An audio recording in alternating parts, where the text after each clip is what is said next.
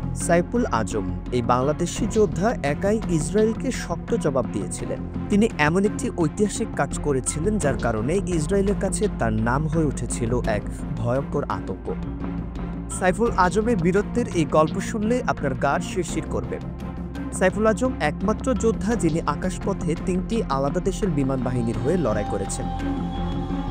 তিনি এককভাবে আকাশপথের যুদ্ধের ইতিহাসে সর্বোচ্চ সংখ্যক ইসরায়েলি যুদ্ধবিমান ধ্বংস করার রেকর্ড করেছেন। ১৯৬৭ সালের ৫ জুন আরব ইসরায়েল যুদ্ধের সূচনা হয়। ইসরায়েলের বিমান বাহিনী আধুনিক মডেলের যুদ্ধবিমান নিয়ে হামলা শুরু করে মিশরের উপর। নিমিষেই তারা মিশরের বিমান ঘাঁটিকে ধ্বংস করে দেয়, যা গোটা আরব বিশ্বে আতঙ্ক সৃষ্টি করে। তবে মিশরের পর ইসরায়েলের পরবর্তী লক্ষ্য ছিল জর্ডান, কিন্তু তারা জানত না সেখানে তাদের সামনে দাঁড়িয়ে আছে ২৬ বছর বয়সী সাইফুল আজম। সাইফুল আজম ১৯৬৬ সালে পাকিস্তান বিমান বাহিনীতে কর্মরত অবস্থায় বদলি হয়ে জর্ডান বিমান বাহিনীতে উপদেষ্টা হিসেবে আসেন। ১৯৬৭ সালে যুদ্ধের সময় তৎকালীন জর্ডান বাদশাহ সাইফুল আজমকে তাদের বিমান বাহিনী রক্ষা করার জন্য অনুরোধ করেছিলেন। মুসলিম বিশ্বের অস্তিত্ব এবং স্বাধীনতার জন্য সাইফুল আজম তার ৩ জন জর্ডানিয়ান সহকর্মীকে নিয়ে প্রস্তুতি নেন ইসরায়েলের শক্ত প্রতিরোধ গড়ে তোলার জন্য।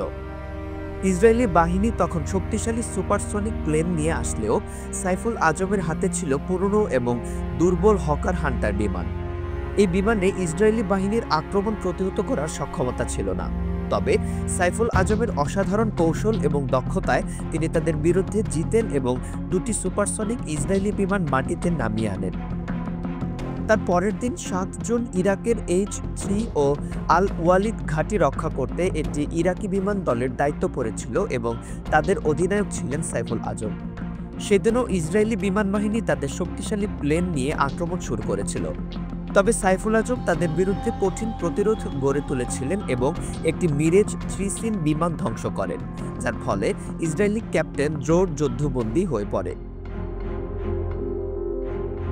এই ঘটনার পর সাইফুল আজম শত শত আরবি সৈন্যকে মুক্ত করেন।